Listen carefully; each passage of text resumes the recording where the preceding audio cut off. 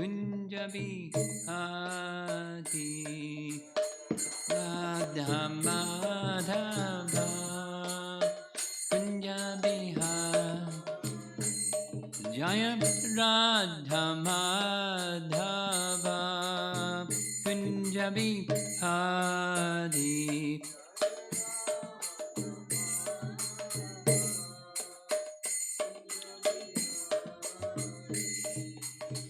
Gopijana Balabha Girivara Dhari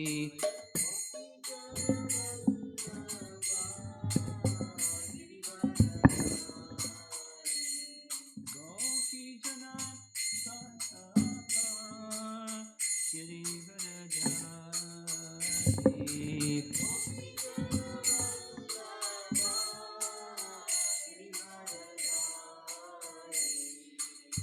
Jasodhanandana Brajajanaranjana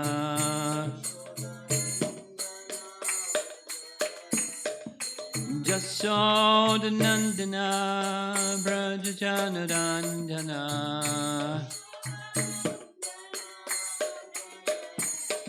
Jamuna Tira Vanachari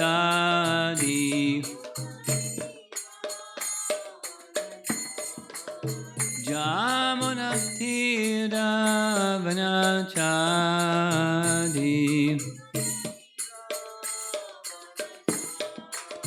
Jaya Radha Madhava Kunja Bihari Madhava Kunja Bihari Jaya Radha Madhava Kunja Bihari Madhava Kunja Bihari Gopi Jana Balabha Girivara Dhari Gopi Jana Balabha Girivara Gopi Jana Balabha Girivara Dhari Gopi Jana Balabha Jasodhanandana Brajajanaranjana Jasodhanandana Brajajanaranjana Jamuna Tira Vanachari Jamuna Tira Vanachari Jaya Radha Madhava Kunja Bihari Madhava Kunja Bihari Jaya Radha Madhava Kunja Bihari Kunja Bihari Jayo Vishnupad Paramahamsa Parivedicacharya Astatara Saptasi Srimad His Divine Grace A.C. Bhaktivedanta Swami Srila Prabhupada Ki Ananta Koti Vaishnavarinda Ki Grantaraj Srimad Bhagavatam Ki Gaur Pimanandi.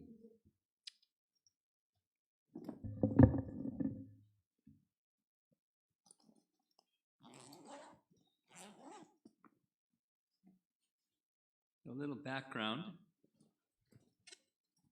so that we have a context for the discussion for this evening.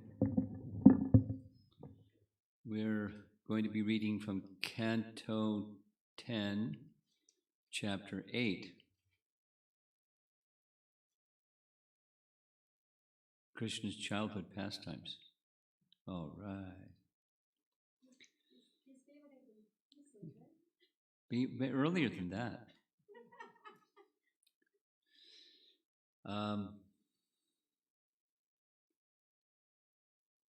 There's a sequence that we'll be hearing some more about this evening. Krishna's birth, the killing of Putana, the killing of Shakatasura, the Namakarana ceremony, name-giving ceremony, and then the pastimes after that, Krishna's crawling, thising and thating. So there's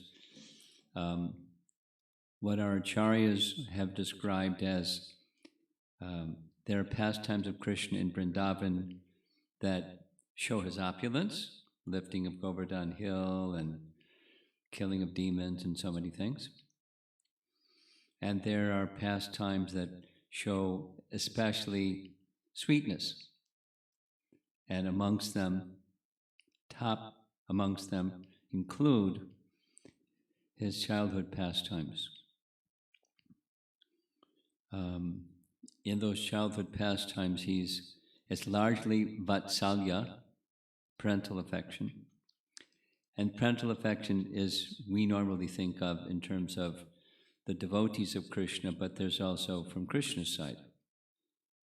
That is, he enjoys, as he enjoys being with the cowherd boys, he enjoys being with the gopis, he enjoys the affection of Mother Yashoda and Nanda and the elder gopas and gopis. And he has wonderful pastimes. And there's a series of verses that we're in the middle of from chapter 8 describing those pastimes. And the ones preceding this are his crawling.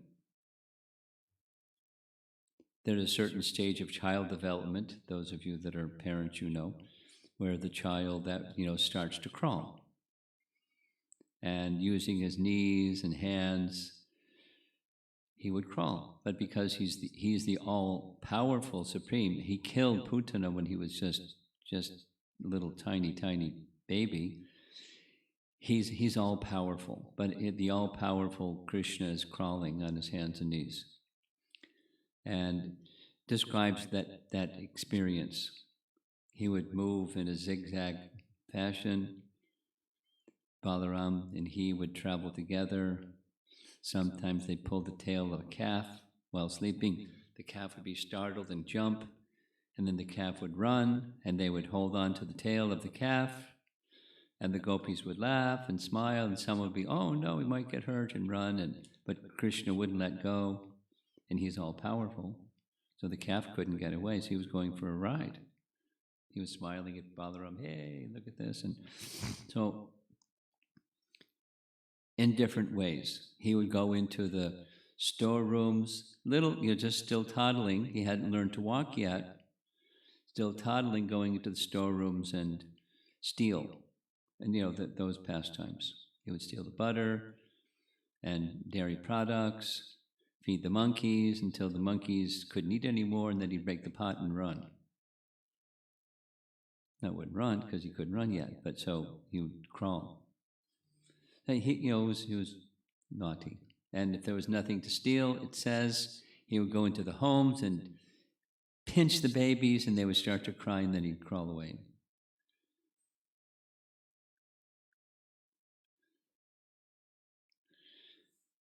So then we're reading from that point on. He's still in his little infancy stage, but he's learning to walk. Now, those of you that are parents, at what age is it common for children to start to walk? 11 months to 1 year. Well, Krishna was a little precocious. He started to learn even before then. And that's part of the discussion here. We're going to hear, on Saturday evening, I read a text that goes into detail,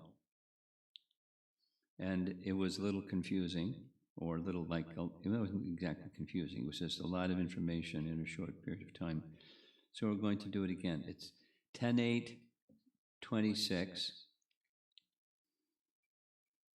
And the text reads, and we're going to hear this like 10 times more this evening. The translation. O King Parikshit, this is Shukadev describing to Maharaj Parikshit the childhood pastimes of Krishna.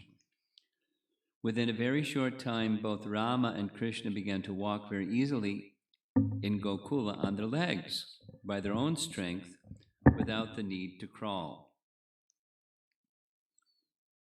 And the BBT commentary is one sentence long. Instead of crawling with their knees, the babies could now stand up by holding on to something and walk little by little without difficulty by the strength of their legs. And Vishwanath Chakravarti Thakur similarly writes a one-sentence commentary. Without scraping their knees on the ground, they began walking easily or boldly about Gokula. Jiva Goswami writes, out of eagerness to describe everything at once, Shukadev, after quickly describing the first part of crawling and walking pastimes, begins to describe the last part. Impelled by remembrance of the sweetness of those later pastimes, in just a little time, the boys were able to walk around Gokula without rubbing their knees on the ground because of extraordinary intelligence and strength. They did this easily because of their strength. O Parikshit, sage among the kings, you have understood the sweetness of these pastimes just as I have. And another commentary, Vishwanath writes, without scraping their knees on the ground, Krishna and Balaram effortlessly began walking about Gokula. In other words, Krishna and Balaram stopped crawling and started walking boldly. Now we're going to hear some expanded descriptions of the ages of Krishna and when different pastimes occurred. It's really detailed. And so you have to listen really carefully because it's detailed. We're not used to hearing all these details. In Rupa Goswami's Bhakti Rasamrita Sindhu, which is Nectar Devotion, Rupa Goswami writes a verse describing the standard way which ages are defined for children. Childhood, or Kumara, ends with the 5th year. So by the end of the 4th year, 5th birthday, Kumara. So Bala, Kumara. Boyhood, Poganda, ends with the 10th year. So at the end of age 9, so from 5 till 9 is Poganda. Kaishora, traditionally, ends with the 16th year. So at the age of 15, that ends the Kaishora age, and then comes young manhood, Yovana. So that's standard. Bala, Komara, boy goes to school when he's 5. Komara. Bokanda, end of 9. How old are you? 9, okay. Poganda. And when you move to the next, your 10th birthday, according to Vedic description, traditionally, Kaishora ends with the 15th year, and so on, and then Yovana. Jiva Goswami writes commentary. What Rupa Goswami has written is the general definition. Krishna, however, should be understood to be special. Thus, there are verses showing his specialness, such as the following. And that's this verse, this 10:8:6:26. In a very short time, so they're still in their bala period, and they're walking. So he's precocious, he learned things quickly. Just like at Sandipani Muni school. He didn't have to go to school. He went to school for a short time. He learned everything that Sandipani Muni knew he had to teach. Within 60 days, he got a certificate. because he knew everything already anyways. Okay, so taking that model, there's several others that are expressing commentary on Krishna returns from Vrindavan back to Mathura. He kills Kamsa.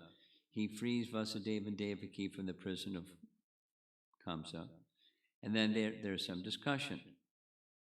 So Krishna says to Vasudeva and Devaki, mother and father, "Dear father, because of us, your two sons, you and Mother Devaki always remained in anxiety and could never enjoy our childhood, boyhood, or youth." So now comes lots of details.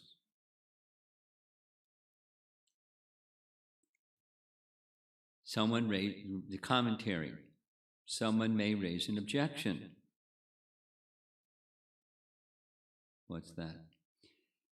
In the previous chapter, the women of Mathura, before he went to Vasudeva and Devaki, the women of Mathura mentioned that Kṛṣṇa and Balaram were already in the Kṛṣṇa age and had not yet reached Yovana. Here's the verse, previous chapter 44. Kṛṣṇa and Balaram had very tender limbs, being still at the Kṛṣṇa age, not having reached adolescence. They weren't teenagers yet. Thus, the match between the two huge wrestlers and the young boys was unequal. Therefore, it cannot be said that they finished their Kṛṣṇa age. So, Krishna is saying, Devaki, you haven't, and Vasudeva, you haven't experienced our Kṛṣṇa age, but he's still in the Kṛṣṇa age. So they haven't experienced all of his Kṛṣṇa age, but according to this, but it gets more detailed, so pay attention.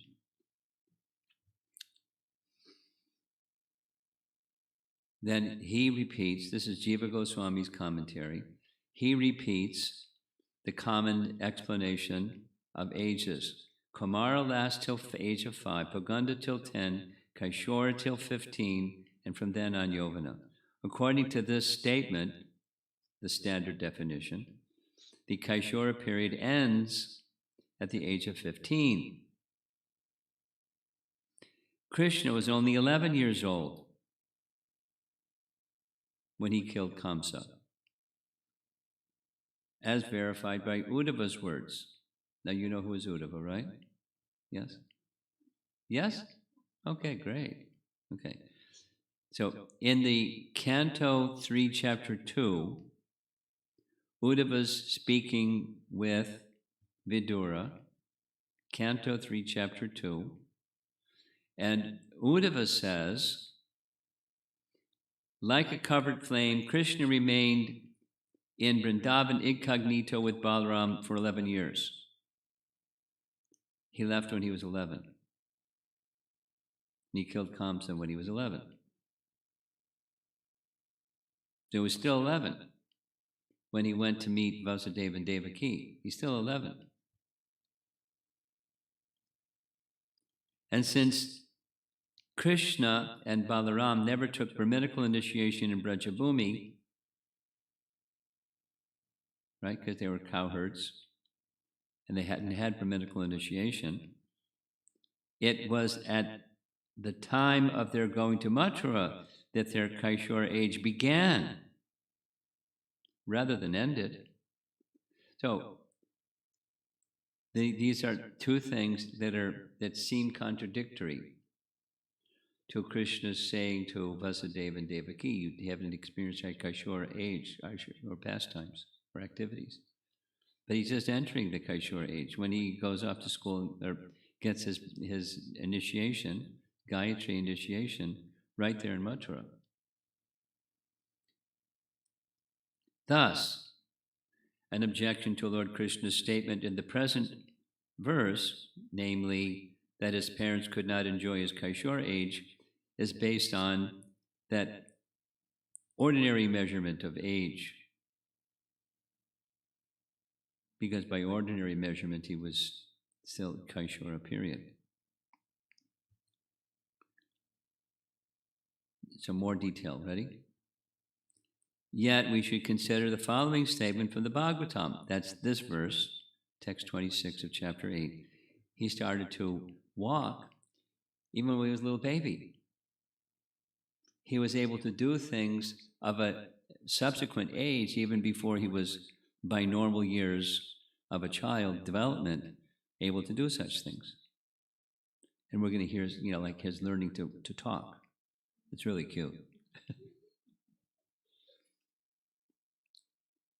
Kṛṣṇa learning to talk. So Jiva Goswami explains, sometimes we see that a prince, even while in his Poganda stage of life, undergoes exceptional physical growth and exhibits activities appropriate to the next, the Kṛṣṇa stage. Then what to speak of Lord Kṛṣṇa, whose exceptional growth is established in Vaishnava Toshini, Bhakti Rasamrita Sindhu, and under Vrindavan Champu and other works. Like he's still in his Bala stage and he's walking. Then, now we're going to go through what happens in different stages. We're going to hear it 3 different times. At the age of 3 years and 4 months, Kṛṣṇa displayed the qualities of a 5-year-old. While spending his Kumara age in Mahavan, that is, he began herding the calves, which doesn't normally happen until the boy is 5. And there's a wonderful pastime connected. The period then, from the age of 6 years and 8 months, during which time he lived in Vrindavan, constitutes his Poganda stage. His stage, not the standard everybody else stage. From 6 years and 8 months through his 10th year, during which time he was at Nandagram, constitutes his Kṛṣṇa stage. So, when Kṛṣṇa was born, he was transferred by his father, Vasudeva, to Gokul. And there he remained until he was 3 years, 4 months. Then, trouble, so they shifted to Mathura. And there he stayed until 6 years, 8 months. 6 years, 8 months. And then they shifted to go to Nandagram up until his 10th year. That's his Kṛṣṇa age. Although we heard, anyway, his Kṛṣṇa age. At the age of 10 years and 7 months, on the 11th lunar day of the dark fortnight of the month of Chaitra, Kṛṣṇa went to Mathura. 10 years, 7 months. And on the 14th day thereafter, he killed Kamsa.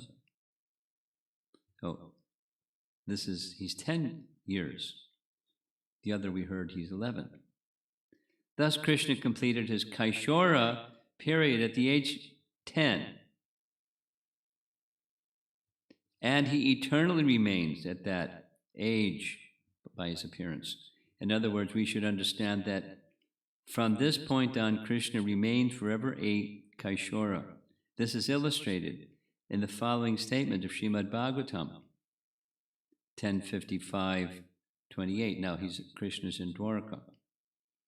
When Pradumna, who was of the Kṛṣṇa age, entered the inner apartments of Kṛṣṇa's palace in Dwaraka, he appeared the same age as Kṛṣṇa.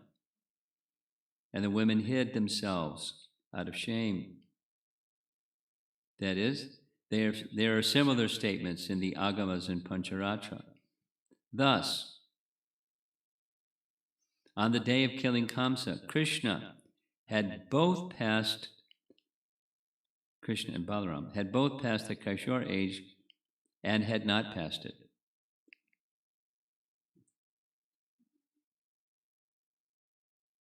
That's a contradiction, right? By this explanation, there is harmony between Krishna's statement in this verse to Vasudeva Devaki, that his Kaishore age had passed, and the statement of the Mathura women that he was still in his Kaishore age. So now we're going to hear something further.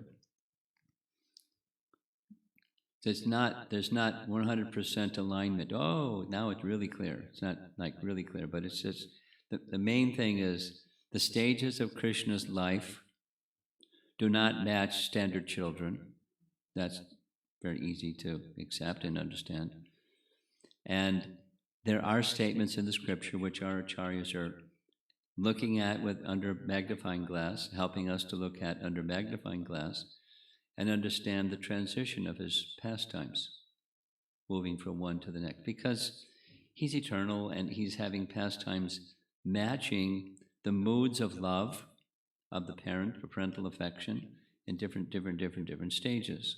Because there are different stages of parental affection for their children at different stage of child development. Naturally so. As that is here, that's there in the spiritual world. So, next is a commentary on Canto 10, Chapter 11, Text 37. He's still in Braja. He hasn't gone to Mathura yet, but he is having conversation, Krishna and Balaram.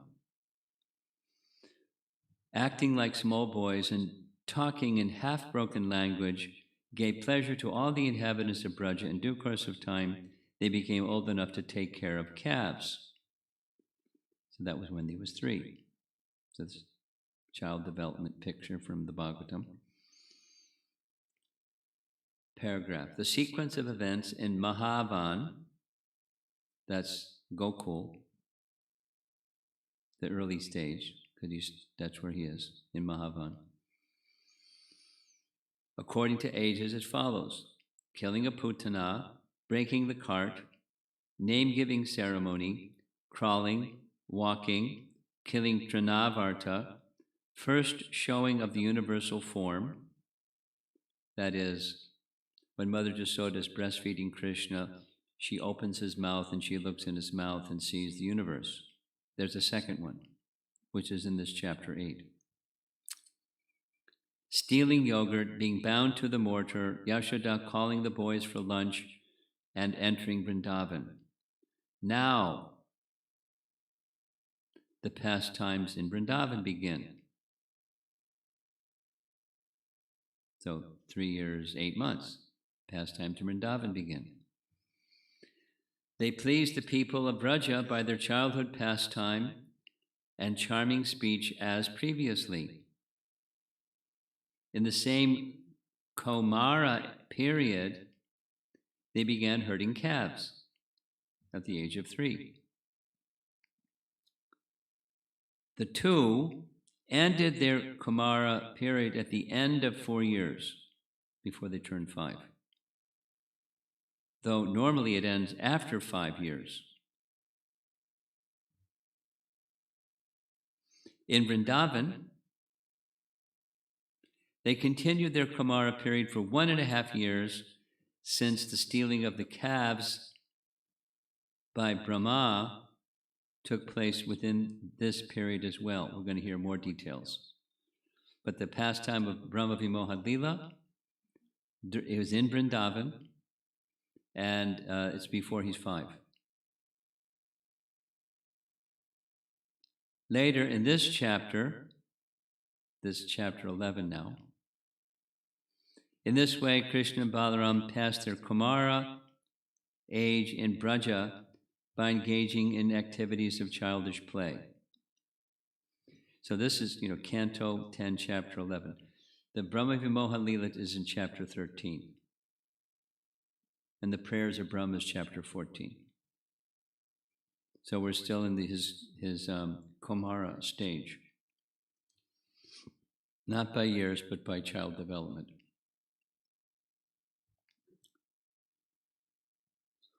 Here's another quote from Chapter 15. When Balaram and Krishna attained the age of Poganda, While living in Vrindavan, the cowherd men allowed them to take up the task of tending the cows at 5 years of age.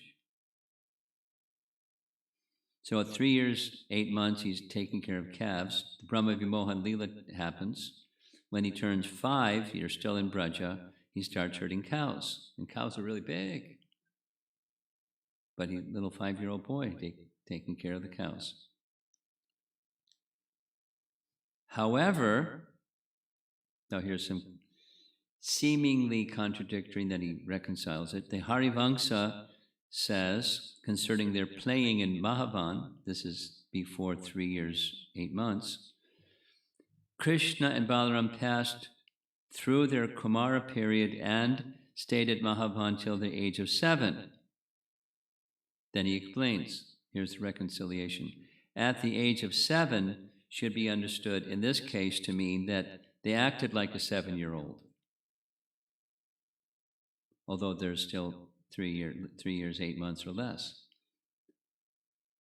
He is precocious. He just did things like a 7-year-old would do. As with, you bored?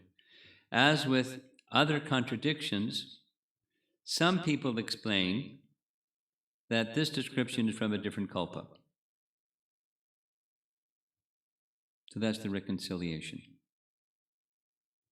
He acted like, it's not Srimad Bhagavatam, this is Harivamsa, but it's authoritative, it's Narada speaking.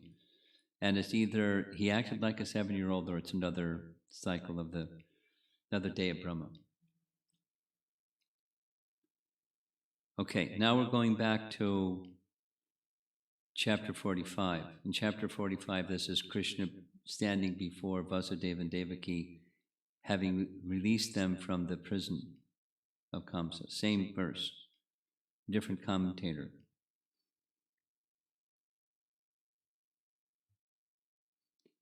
Dear Father, because of us, your 2 sons, you and Mother Devaki, always remained in anxiety and could never enjoy our childhood, boyhood, or youth. Commentary. Krishna addresses his father first, since he is more prominent. He addresses him as father to arouse within him paternal affection, since Vasudeva did not have strong affection because he had knowledge of Krishna as the Lord. In saying that they could not enjoy his Kaishora period, he means that they could not enjoy his full Kaishora period, but only part.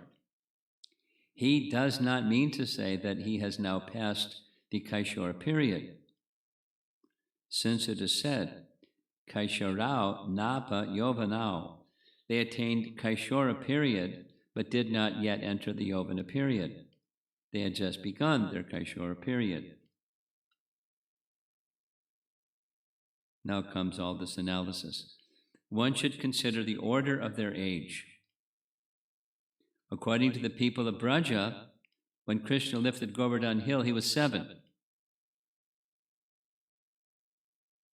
And they quote the verse, chapter 26. We covered that. 26 is when the elders, after the whole Govardhan Leela is over, they go, wow, who is this boy? So they're looking at the situation. This boy is only 7 years old. And on the other hand, we see that it lifted the great hill Govardhan. Therefore, King of Braja, a doubt about your son has arisen within us. So they're saying, their authority is he's 7. So here comes some detail. Listen carefully. He held up the mountain on the 3rd lunar day during the waxing moon of Kartik month. He completed the 7th year.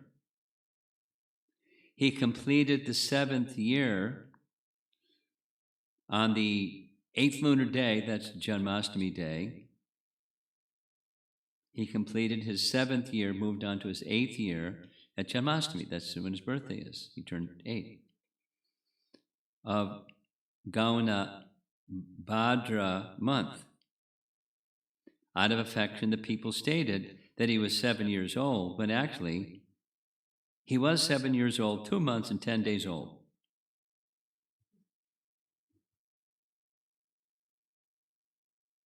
Taking that date as a marker, one should calculate the age at which he performed his previous pastimes. So now he goes to consider his previous pastimes. And one should also consider that, basically he was precocious, quick development, that even when he was still a baby, he was walking instead of crawling. That's this text 26. Therefore, it was not impossible that Kṛṣṇa lifted Govardhan when he was a little over 7 years old, since he was, moreover, the Supreme Lord. Now here's the chronology. He killed Trinavarta when he was 1 year old. The Damodar pastime took place at the beginning of his 3rd year. That's, the Kartik month, just after he turned from 2 to 3, because his birthday is in Janmashtami. So, month of Bhadra. And then comes the Kartik month. So, at the beginning of his 3rd year, during Kartik month. Some days after that, they went from Gokula to Vrindavan. 3 years, 8 months.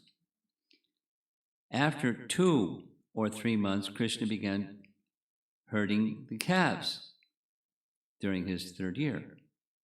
While herding the calves, he killed Vatsasura, Bakasura, and Vyomasura. When the 3rd year was complete, he entered his 4th year. In the autumn season, Brahma stole the calves and cowherd boys. He entered the Bhaganda period at that time. However, it is said, the chapter just preceding the stealing of the calves pastime. O great sage, this is Parikshit asking the king, asking Shukadev, how could things done in the past have been described as being done at the present? Kṛṣṇa performed this pastime of killing Aghasura, which just preceded Brahma Vimohan Leela, right? The very same day. Kṛṣṇa performed this pastime of killing Aghasura during his Kumara age.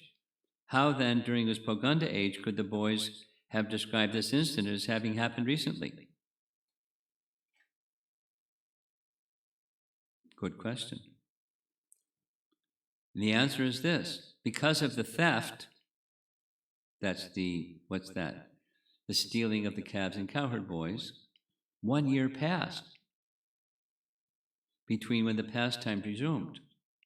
We don't hear a lot about what those pastimes were during that 1 year.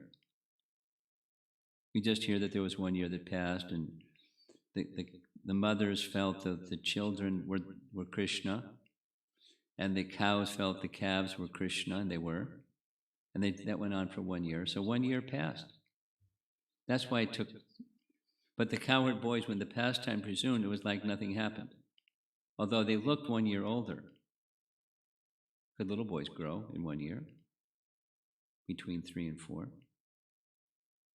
Or 4 and 5. Because of the theft, there was delay in the Poganda manifesting. Poganda age appeared when Kṛṣṇa was 5 years old. He began herding the cows at 5 on the 8th lunar day of the waxing moon of Kartik. 1 year after the stealing of the calves. Because he was with the calves when he was younger, during the Brahma Vimohan Leela, then it became cows, and then it went shortly after. Then it goes on. In the summer of the 5th year, he subdued Kaliya. In the 6th year, he had fun herding the cows. At the beginning of the 7th year, he entered the Kaishora period. At that time, he killed Dhenuka.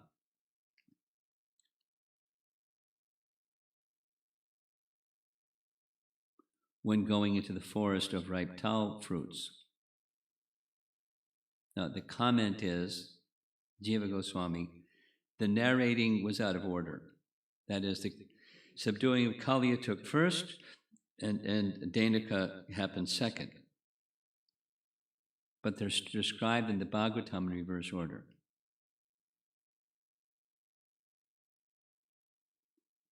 And at the end of the Dhenuka pastime, Krishna is going back into Braja, and the comment is, this is the first display of the gopis showing conjugal affection for Krishna. So he's coming back from that event, chapter 15. With their bee-like eyes, the women of Vrindavan drank the honey of the beautiful face of Mukunda, and thus they gave up the distress they had felt during the day because of separation from him. The young Vrindavan ladies cast sidelong glances at the Lord, glances filled with bashfulness, laughter, and submission, and Krishna, completely accepting these glances as a proper offering of respect, entered the cowherd village. So that's at the beginning of his 7th year, not the lifting of the Govardhan hill at 7. So, in the summer of the 7th year, Palamba was killed. During the Ashvina month of his 8th year, he played the flute. During the Kartik month of his 8th year, he lifted Govardhan, although the elders said it was when he was 7. This is when the inhabitants had claimed that he was only 7 years old. At the beginning of his 8th year, during the summer, he gave mercy to the wives of the Brahmanas. So listen, that pastime of the wives of the Brahmanas happens the very same day as the interrupting of the Indra Yajna occurs. That's in the afternoon. The wives of the Brahmanas is in the morning, in the afternoon is the stopping of the Indra Yajna. Same day. That was at the beginning of the 8th year. On the 11th day of the Kartik's waxing moon, the pastime is over. He was bathed and was given the name Govinda. The very next day, which what we're reading in the morning, he went to Varuna's kingdom. That was like boom, boom. On the full moon day, so the 12th day, then on the full moon day, he immersed the inhabitants in Brahma Hrida. That's going to come at the end of what we're reading in the morning. He takes the inhabitants of Braja to the same place where Akrura later is shown the spiritual world, and he shows them the spiritual world. And that's very interesting. So that's the chronology. Still during Kartik month. During the winter season, he stole the gopis' clothing, since this is mentioned in Varaha Purana, although earlier the stealing of the garments is when he's a little boy and they're little girls in Gokula. Apparently there's another pastime on this side, the Braja side. In his 9th year, he performed the Rasa dance. He went to Ambika Vana during Shivratri. On the 14th lunar day, he killed Shankachuda in the Palgun month. In the 10th year, he performed pastimes as he pleased. He killed Arishta when he was 11. On the full moon of the Chaitra month, he had killed Keshi on the 12th lunar day of Palgun. And the 14th day, he killed Kamsa. He was not actually 12 years at that time, but 11, as mentioned by Uddhava. Remember what Uddhava said to Vidura? That he stayed with Balaram like covered flame for 11 years. So he was 11 when he went to Mathura, not 12. Commonly, I'm used to saying also, Krishna left Vrindavan when he was 12. That's common. Anyway, Jiva Goswami is being really clear. He was not 12, he's 11. Here's Uddhava's statement again, Canto 3, Chapter 2. His father, afraid of Kamsa, brought him to Braja, and for 11 years he lived there with Balaram like a covered flame. Then we're almost finishing here. At the end of his 9th year, he entered full Kṛṣṇa period. That's before he went to Vrindavan, before he went to Mathura. He did not age beyond this point. Reference. In Dwarka, Pradyumna entered in Krishna's inner chamber. Everyone thought Pradyumna was Kṛṣṇa. They became very shy, but because they looked alike, age-wise. Though Pradyumna was young, he was similar to Kṛṣṇa.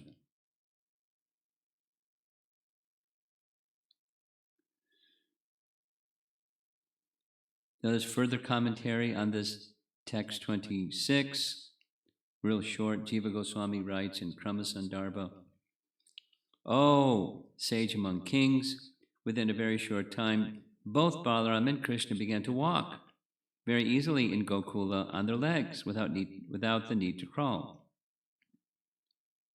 They walked with their feet. They didn't need to rub their knees." Then 2 more sections and we're done. This is now Kṛṣṇa Sandarbha. There's 6 Sandarbhas, and the final one of the initial 4 it goes Tattva Sandarbha, Paramatma Sandarbha, Bhagavat Sandarbha, Kṛṣṇa Sandarbha. Krishna is the original source of everything. So in that Kṛṣṇa Sandarbha, he starts with this Uddhava said, Krishna remained with Balaram for 11 years before he went to Mathura. His commentary, Kṛṣṇa Sandarbha commentary reads, until he was 11, his powers remained hidden. That's his Braja Leela. He achieved full Kṛṣṇa at 11. Then he refers to this text 26 of chapter 8. He was walking when he was still a baby. Just as fire burns wood when it contacts, so is Krishna's power hidden, but destroyed demons when he contacted them. For 11 years he remained with his powers hidden. Thus it is not proper to say that when he was 15 his powers were displayed. That's normally when Kṛṣṇa turns to Yovana stage. But his power manifested when he was 11, killing Kamsa. And the Mushtika and Chanura and so forth. In coordinating the 2 pastimes, it's a little technical. There's Prakat and Aprakat Leela. So his pastimes is in this little paragraph I'm going to read. His pastimes in Vrindavan, he was manifesting pastimes in Vrindavan until he left Vrindavan. So there's manifest pastime, Prakat Leela. Then he withdrew himself and his pastimes from Vrindavan. But he always remains in Vrindavan. That's another explanation that's not covered. So that's this language, Prakat, Aprakat. And then when he goes to Mathura, the statement is, he doesn't stay so long in Mathura. The largest time of his entire 125 years is in Dwarka. So Mathura and Dwarka are kind of like one house. Although they're different. The mood is different, the geography is different, but they're quite similar, although not the same. So in coordinating the 2 pastimes, that's Prakat and Aprakat, the time of realizing oneness with the Aprakat pastime should be examined. First it happened in Vrindavan. Then he manifested pastimes in Dwarka and Mathura. At the conclusion of all Prakat pastime, the Prakat and Aprakat pastime of Dwarka and Mathura became one, since the pastime in Prakat Mathura were continued later in Dwarka with the same associates. Thus, in the Aprakat manifestation, one hears of Rukmini in Mathura, but although she wasn't in Mathura, she was in Dwarka.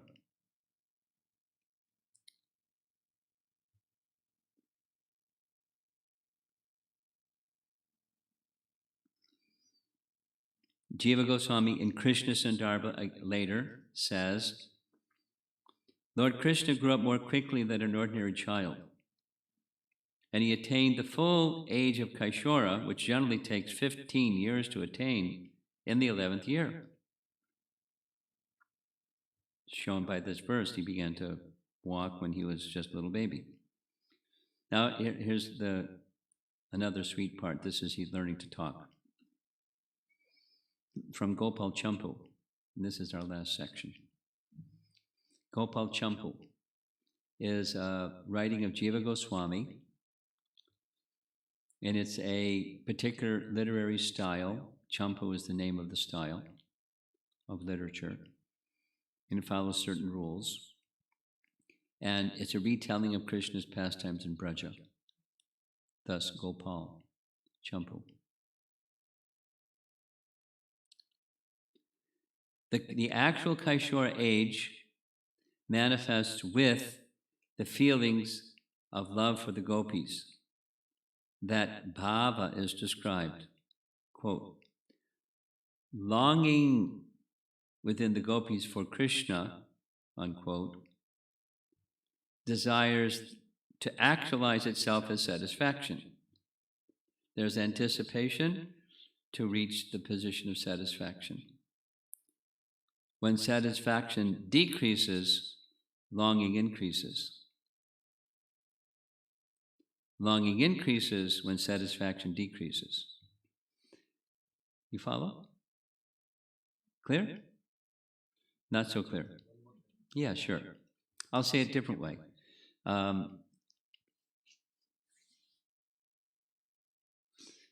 See if I can recall where this came from.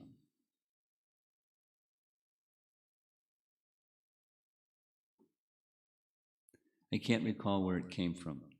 It's in my phone, and my phone is switched off. There's a nice description which says, it has to do with this Atmarama topic that we were discussing. A devotee is not hankering for Atmarama. The devotee is always feeling in a humble mood, I'm not there yet. It's not seeking satisfaction, it's seeking to go further and seeking to go further and seek. So that's this longing or yearning, or in Bhaktivinoda Thakur's words, Kabe hobi boling se dinam amar. When will that day come? When? Offenses ceasing, the name increasing, like that. So it's a hankering that's characteristic of Vrindavan, where the devotees in Vrindavan are always, even when they're meeting with Krishna, they're feeling, in a moment he'll be gone. So there's this anticipation of separation that's strengthening their love. It's a secret. Don't seek to be satisfied. Seek to be always going further and further and further and further in your relationship with Krishna. Never like, I want to get to the point where I'm there and I can just like relax. That's undesirable. There's commentary that says those who are connoisseurs of rasa or bhakti say that's a very dangerous anticipation. Wait a minute, I want to feel satisfied. But don't hanker to feel satisfied, hanker to feel closer with Krishna. And that's the mood of Braja. So if you don't want that mood, then don't stay on with Krishna consciousness, because that's where the train's going. The train is, to stay always in this position of hankering further and further and further connection with Krishna. Never complacency. Never complacency. Or as Prabhupada's word, it's not static, it's dynamic. Love is dynamic, it's not static. So longing within the gopis for Krishna desires to actualize itself as satisfaction. They're hankering for satisfaction, but not the neutrality, like I'm there, I can relax now. When satisfaction decreases, longing increases. When there's separation, then the love intensifies.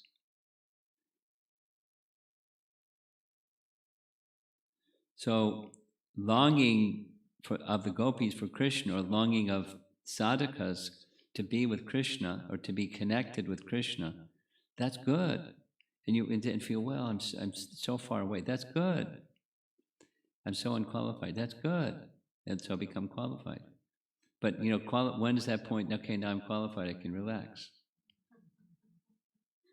No complacency. Always dynamic.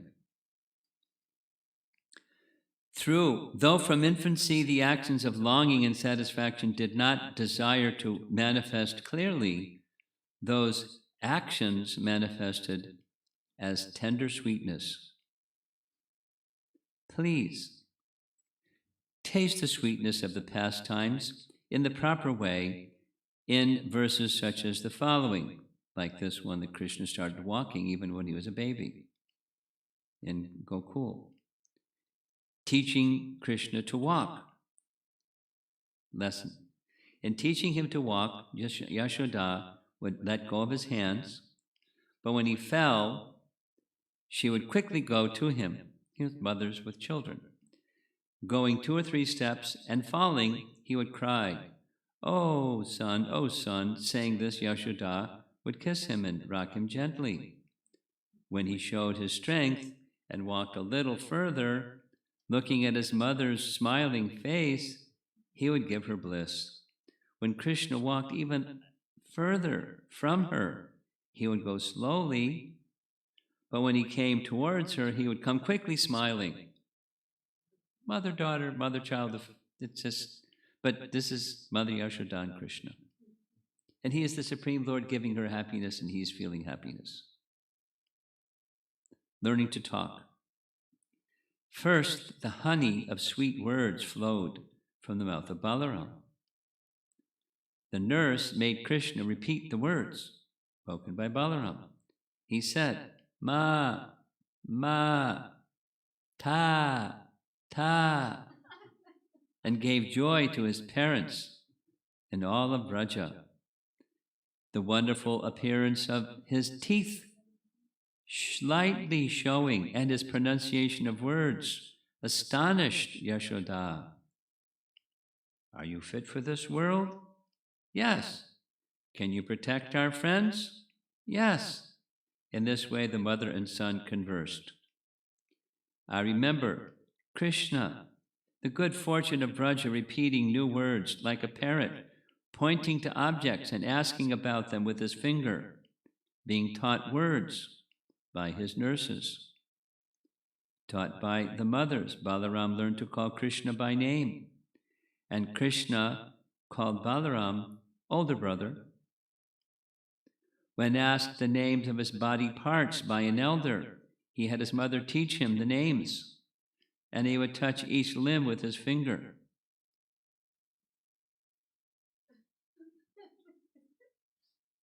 The brothers began to talk to each other. Come, let us go and play. Mother will be angry. No, she won't. In this way, Krishna and Balaram talked. Now hear of the naughty nature of the boys. They wanted to touch the fangs of a ferocious animal, the hood of an angry snake, the horn of a cow, the flame of a blazing fire, and the sharp edge of a knife. Prevented by their mothers, they became bold. The mothers were astonished by that boldness and forgot their household chores and their bodies, meaning they neglected their chores to protect the boys. Naughty child, don't go far away. There is some fierce beast living there. Hearing those words of their mothers, they became more curious to go. It was natural that the mothers should be afraid that their children would touch some dangerous object. But poets say that such situation indicates showing their power. If an animal showed a ferocious nature, the boys remained calm. Those fond of inference say that these boys would destroy all the sharp-toothed creatures. Gradually, they became intelligent enough to fool their mothers. Fickle child, do not go there. Hearing those words of their mothers, they would laugh, and with deception, they would do what they wanted to do. Though they were young, no one could understand where the boys went for play. If they knew they were there, the boys would hide, and no one could detect them. The two mothers surrounded the path, and, engaging clever nurses all around, they would catch the fleeing boys. Seeing them laugh or cry, the mothers would bring them home and would get pleasure in rubbing them with oil, bathing them, dressing them, feeding them milk, and putting them to sleep. When the assembly heard this description and smiled, Kṛṣṇa of Kṛṣṇa age, the leader of Nanda's family, along with Balaram, made his face attractive with a slight smile and gave delight to everyone's eyes. In order to conclude, Snigdhakanta said that Snigdhakanta and Madhukanta are two narrators of Krishna's pastimes in one version of, I forget, Mahabharata or something. Oh, Nanda, you have given birth to a son who bewilders the sages with his fickle acts like childhood. When the joyful talks were completed, noble Nanda sent the speakers to the residences with ornaments and cloth as on previous days. Then the next day, Snigdhakanta spoke. Though Krishna and Balaram's age was reckoned as 3 years, since time passed quickly according to the Bhagavatam, this 10:8:26, their Kumara period was extended an extra year.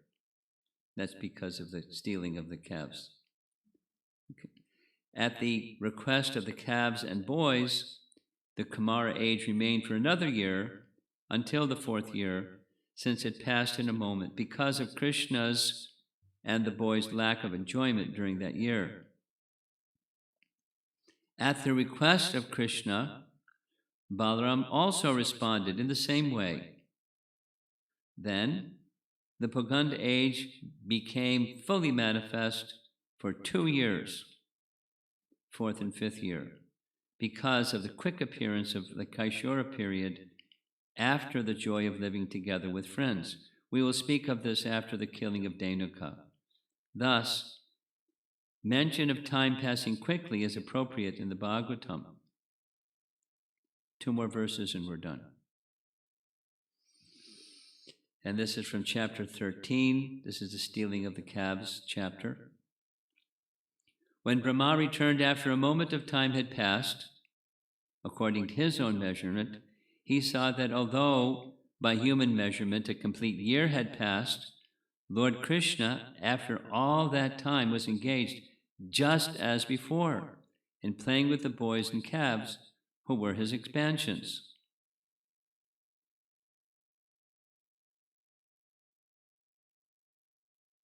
And then the next is chapter 15, first verse of chapter 15. When Lord Rama and Lord Kṛṣṇa attained the age of Puganda, or 6, while living in Vrindavan, the cowherd men allowed them to take up the task of tending the cows. So, at the end of their 5th year. Engaged thus in the company of their friends, the 2 boys rendered the land of Vrindavan most auspicious by imprinting upon it the marks of their lotus feet.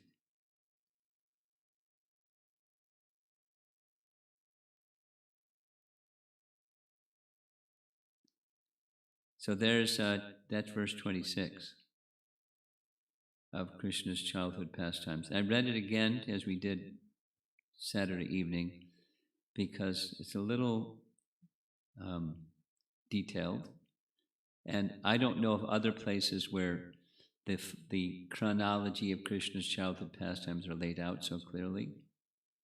So it's worth going over it again, and probably again and again,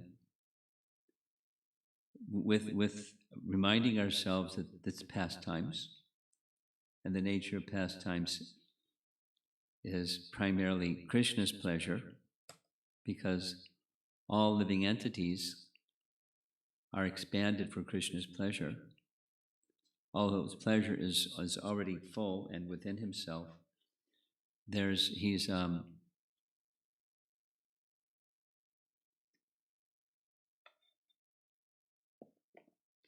Atmarama and not Atmarama. We had this discussion. Remember that one? No? Okay. Maybe it was another location before I got here, but there's one. There's one translation by our acharyas that's not translated the same way in the BBT translation, that Krishna is Atmarama and not Atmarama. It's similar to, one who's self-satisfied and not self-satisfied. In the Braja condition, they're Atmarama, but they're not Atmarama. They're not like, okay, everything's nice. They have all kinds of emotion that's, it looks like the condition of somebody that's a covered soul. Like some shock or some startling or some, Krishna, here comes Aristasura. Help. So that's not Rama's response. But the residents of Braja, they're Atmarama and not Atmarama. They're fully attached to and dependent upon Krishna in a very, very unique way, not just neutral to the external circumstances of life. That's Atmarama, is neutral. Pebble stones and gold, and happiness and distress, and this side of duality and that side of duality, and circumstances that are unpleasant and pleasant, etc.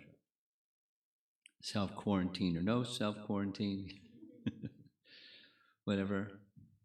And so the Atmara, but if the residents of Vrindavan had to be self-quarantined, they couldn't survive because they wanted to be with Krishna. So Atmarama, but not Atmarama. And from Krishna's side too, he doesn't need anything. But he's the affection, but he is enjoying these exchanges with his devotees. Like, when he comes together with Yasoda and Nanda, they're feeling parental affection, and he's feeling affection like a small child towards them. He's feeling that. It's like puzzling. But he's feeling that feeling. Not play acting, he's feeling that feeling. He's feeling fear of the little stick in Mother Yasoda's hand, and he cries. And it's not, like an actor on a stage crying. He's feeling fear of the little stick in Mother Yasoda's hand to the point that he cries. And he's enjoying it. And he doesn't cry when he sees Kamsa, he cries when he sees the stick in Mother Yasoda's hand. He's reciprocating with the mood of his devotee, or Kamsa. You want to be my enemy? Okay. And it's all variegated, and from Krishna's side, it's a very profound subject, and we're getting our acharyas giving us like a close-up picture, inside story of what's it like in Vrindavan, being with Krishna at different stages of his childhood pastimes, at least in this section. And then, it's not, it can't be understood or appreciated even uh, by material yardsticks. It doesn't work. Even with these stages, from this age to this age is this one, that age to that age is that one, doesn't even work with Krishna's age. And even the residents of Vrindavan are making statements that are not exactly consistent with. So our acharyas are giving us this very sweet, um, intimate picture of the nature of Krishna's pastimes, preserving the sweetness and preserving the accuracy also.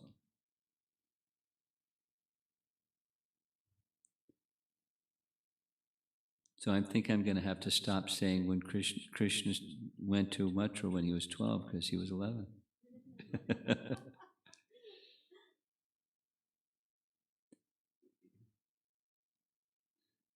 Sometimes Prabhupada would say, even when Krishna was on the battlefield, he looked like a young man. Sometimes he would say like 20 years old, or sometimes 16 years old. But here specifically, 11 years old. But what Krishna looked like when he was 11 years old, who can say what that looked like? Maybe he looked like a 16-year-old.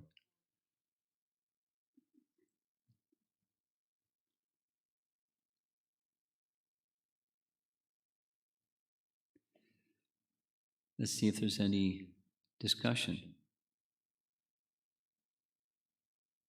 from anybody in the room.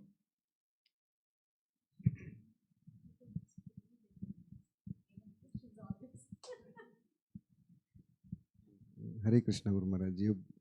It's just a comment first. You mentioned that how gopis can be quarantined without seeing Krishna.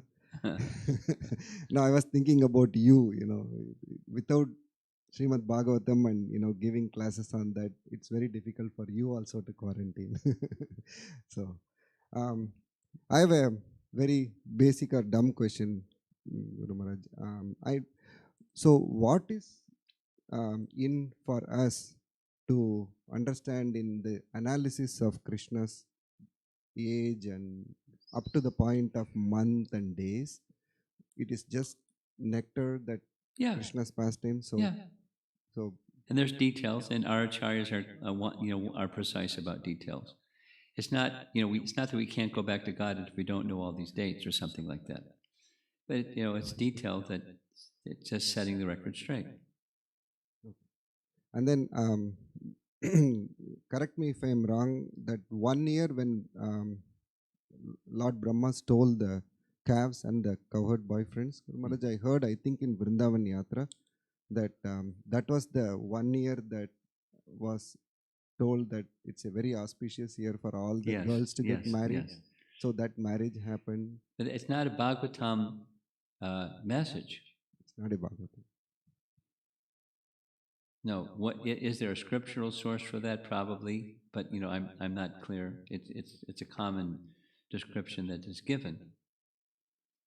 What's the scriptural authority for that story? I don't know.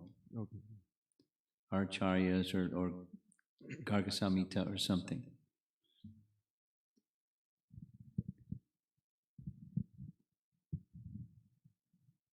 Hare Krishna Maharaj, thank you for coming here.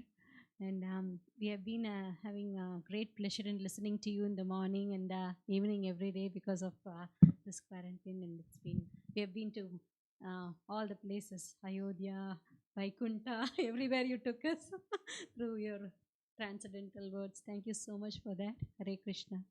And today there is some application questions that I want to ask. But first thing, with this today's lecture, Krishna stopped aging after the Kaumara stage, right? So does Acharya give any reason for that? No. Why I know sometimes Krishna can be looking different at different ages. Yeah. However way he wants to be here. Well, just like in the prison house of Kamsa, he went from a four-armed Vasudeva Krishna form to a little baby. He doesn't have to take any time to do it. He can do it as he wants to do it, however he wants to do it. And with linking this to Ramayana, is there Ram also had some like stop aging after some time?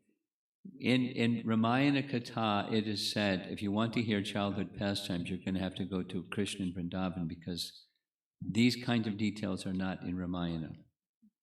That's commonly what I've heard. And it's certainly in Valmiki Ramayana, there's not this kind of detail. So another question I have on application, it is for my own purpose, Maharaj.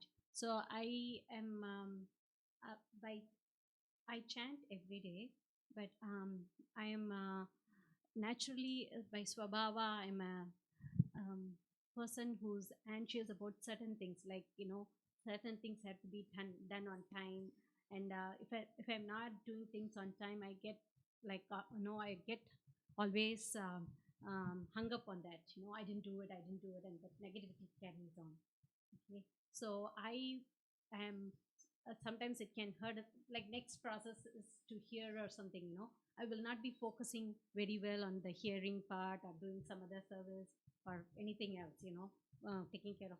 So sometimes it hinders my progress, bhakti process. So will this, I like to chant, I love to chant, but I want to do it more, cool and calm, collected way, so that They would probably like to see that too. I want to have some transformation in me, so that I can connect with Krishna better. How can I do that? Let go.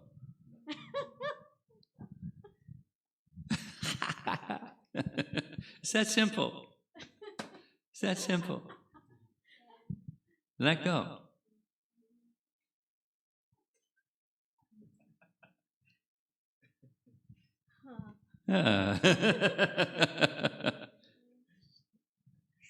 It's in one of the keys in the art of meditation. There's 4 keys, and one of them is the art of letting go. Because in meditation, this other of not being able to let go, you know what mode of nature that one is. And if you're absorbed in that mode of nature, you're not in light, you're in darkness. You're not in light. I mean, by your own words, just said in a different way, but you're not in light, you're in darkness. So how do you get free from the mode of darkness? You let go. You go to the light. Tamasima jyotirgama. That's what you do. Let go of the darkness. And how? Go to the light. Well, you can't go to the light if you're holding on to darkness, so you let go of darkness. There's nothing you can do about the past. And obsessing about it, or whatever it is you want to say that you do about it, doesn't change the past. It's gone. And so what do? Go to the light. How do you do that? You let go. You say yes to Krishna, and that takes care of saying no to Maya.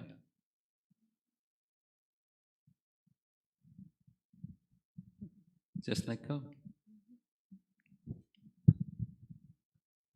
Something further? He's giving you a second chance. Vishnu Dutta over here. No, he was making fun of me. Ah. The question was too long. Maharaj said it in 2 words. Listen.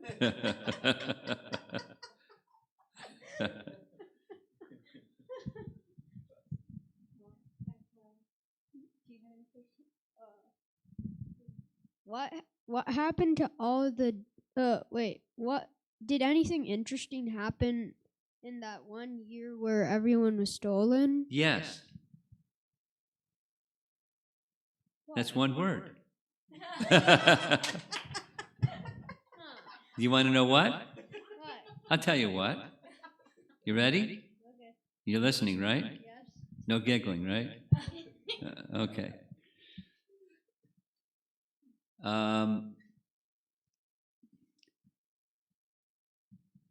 During that one year, Kṛṣṇa made a suggestion Krishna, the suggestion Krishna made was, there's an auspicious astrological time. It would be very good for the young boys and the young girls to get married during this auspicious time. So they went to Purnamasi. You know who Purnamasi is? She's Yogamaya personified. You know who Yogamaya is? The internal potency of Krishna that arranges his pastimes. So they went to Purnamasi, and Purnamasi said, great idea. So the young boys and the young girls, their marriage, they didn't live together as husband and wife, but it's a Vedic practice. He and she would marry so that later when they grew up, they knew who their husband and wife would be. They stayed in with their parents and so forth and so on. But when they became, they knew already who they're married to, and when they became young adults, they would have a little ceremony and they would be married and live together. That was the Vedic system. So they were married. That means all the young girls that wanted Krishna as their husband got Krishna as their husband. And not only that, you know what else happened? Krishna had taken the shape of young calves. So the cows wanted to give their milk directly to Krishna, so they were able to give their milk directly to Krishna for 1 year. And then the bulls, they had affection for Krishna as fathers for son, and then Krishna became their son. So the calves and the cows together were as happy as can be transcendentally happy. So one day, when the bulls were up on the side of Govardhan Hill, and the calves were being herded by Krishna, the bulls and the cows came running down the side. You ever seen a cow run? They sometimes run. It's really clumsy. It's not like a horse running. It's kind of clump, clump, clump, clump. But they were running down the side of Govardhan Hill. And the cowherd men were calling out with their sticks, "Stop, come back." Well, however you say that in Hindi, I don't know. But they didn't stop because they were running to be with Krishna. And by the time they got to the bottom of the hill, they were just totally immersed in ecstasy because there was Krishna in the form of their son and Krishna in the form of the calf, and they forgot everything just by being in the association of Krishna. So that's one of the pastimes that happened, two of the pastimes that happened during that year. Okay? I have another question. Another question?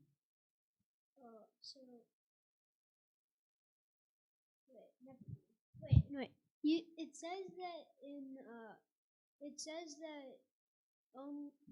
I've heard that only humans can get liberated. Only humans can get liberated. Yeah, but what happened to all the cows and the calves? Well, they're transcendental. They're not human.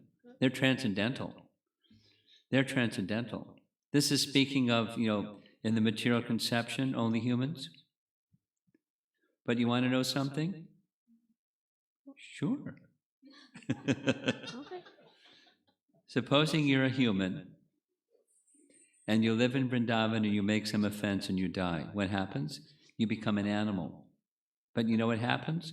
After that animal life in Vrindavan, you go back to Godhead. But an animal life in Vrindavan is not very pleasant. Not very pleasant in any place.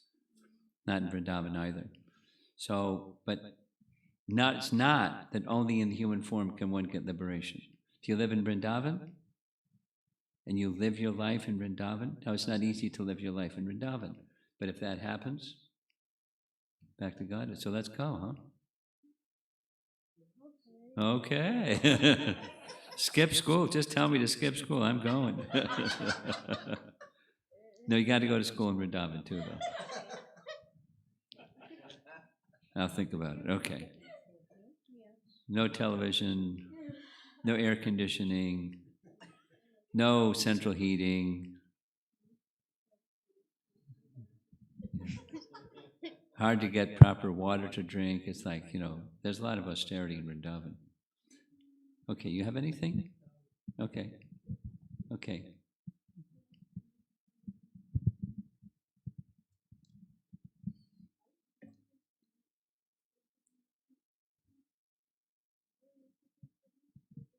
Online questions? Yeah, let's go, let's go, let's go. Okay. From Sucharita Mataji.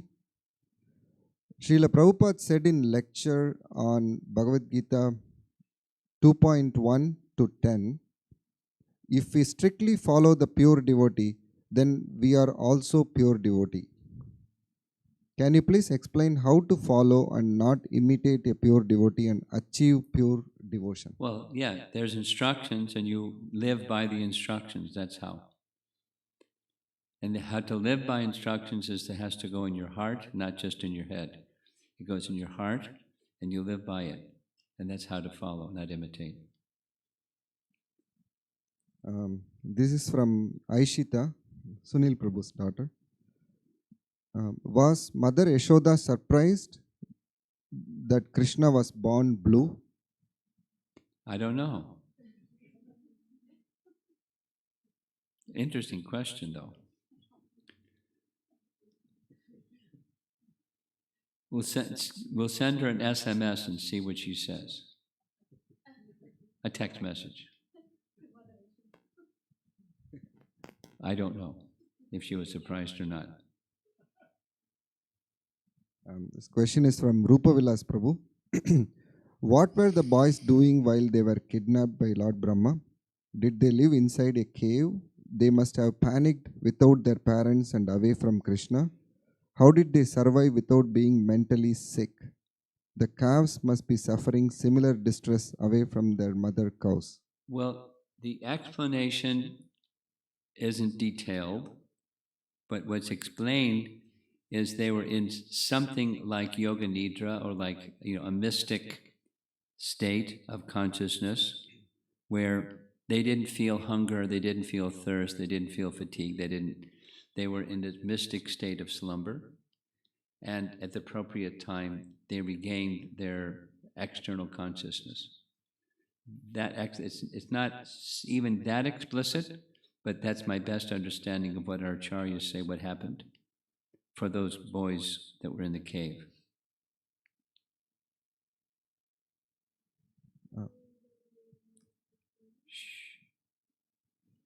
Question from Chaitanya Rasa Prabhu. As mentioned by you, it makes complete sense to be in position to long for Krishna eternally.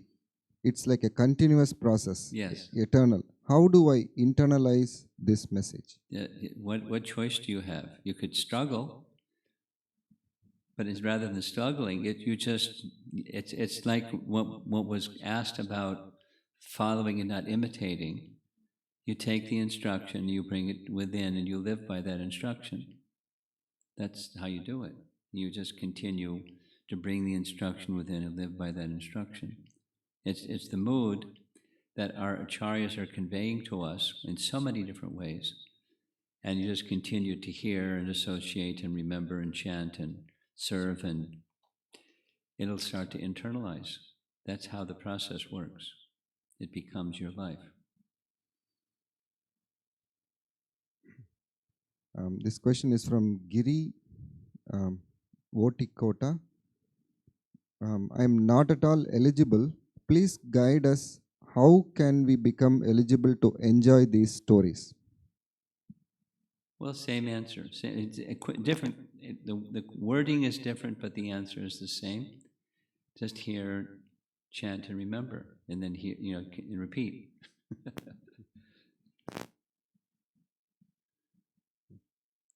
That is to say, it's actually natural for us. We're in a diseased condition, not in a healthy condition. So it's like a physician being asked, how do I become healthy? Well, you take the medicine and take the proper diet and do that consistently for some time, and the disease will subside. In a similar manner, you take this medicine and live your lifestyle by the hearing and chanting and application. And it's natural, it's already there, it's just forgotten and covered, and it comes out. So just follow the process.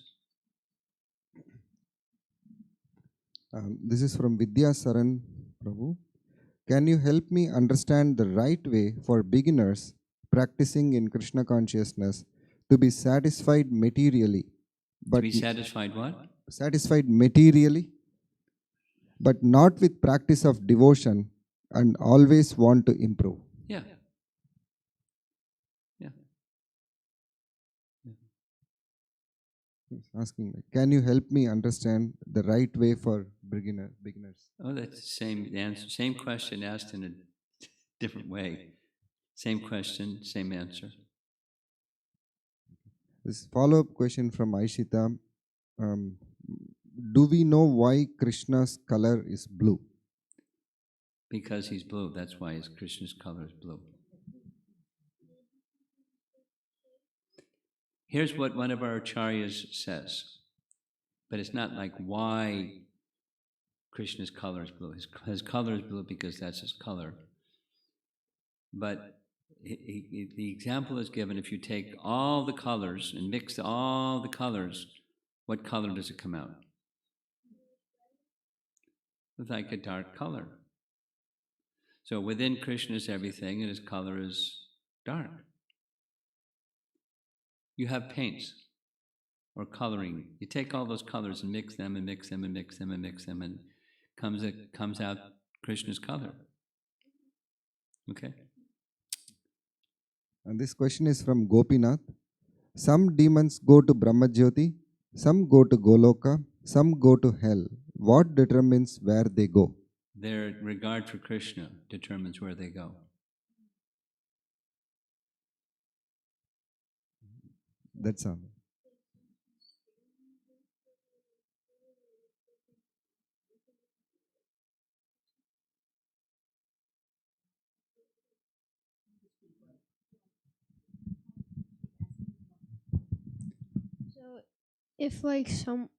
So if like a demon thinks If Krishna's what?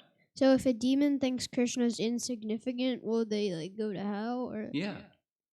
but if a demon thinks Krishna's scary, they'll go to another place? If the could you repeat? If a demon No, have your mother repeat, because I can't follow what you're saying. So he's asking.